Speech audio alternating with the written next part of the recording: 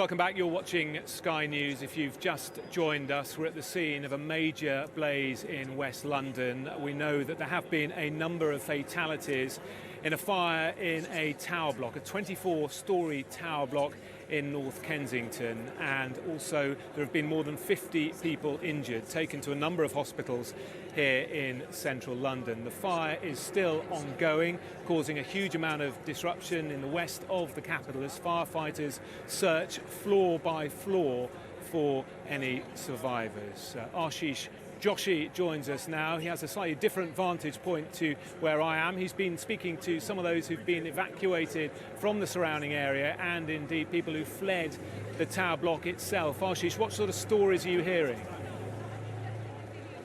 The same story over and over again, how people were here and they had screams, woken up by sometimes relatives who were calling them, or a knock on the door from an emergency worker asking them to evacuate their homes, or residents and neighbours pouring out onto the streets, telling me how helpless they felt as they stood and watched this inferno engulf this tower block in West London.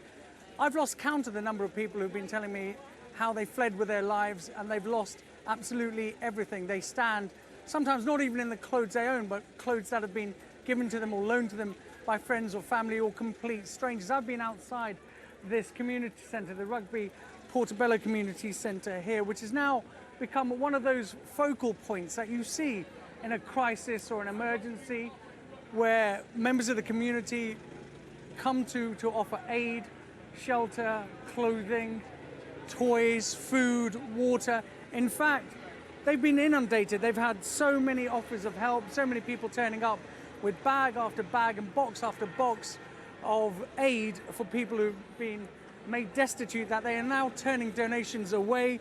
They're asking people to take them to their local church. One of these is the St. Francis Church on Pottery Lane, which has thrown open its doors for accommodation, to offer food, blankets, toys, anything they can to these people who have lost absolutely everything in that fire. Jonathan, I also want to stress that there is a missing persons helpline. There's a poster on the wall here. There are still many people waiting to find out exactly what fate has befallen their friends, family and neighbours from Grenfell Tower. The number is 0800 961 233, 0800 961 233. That's a number that's been set up as a Missing People's Casualty Bureau. If there are people who are worried, they should contact the Bureau, and hopefully they will be able to find out that their loved ones are indeed safe. There have been stories this morning of people who have been reunited. That's been good news. I've seen people hugging and cheering. And I also know that there are people I spoke to this morning who were waiting for news of their loved ones, who have told me that they have perished in the fire. So an extremely distressing time for this West London community, trying to cope with the events of this morning. Desperately sad, Ashish. Thank you very much for that update. The police indeed saying that if you live in this part of West London, only to call 999 if it is a genuine emergency. It's understandable, isn't it, that the police, the fire service, the ambulance service as well, really stretched today as they try and bring this fire under control and deal with all those who've been affected. Mark White is at a different part of the site here. He has a different vantage point. Mark, what are you seeing where you are?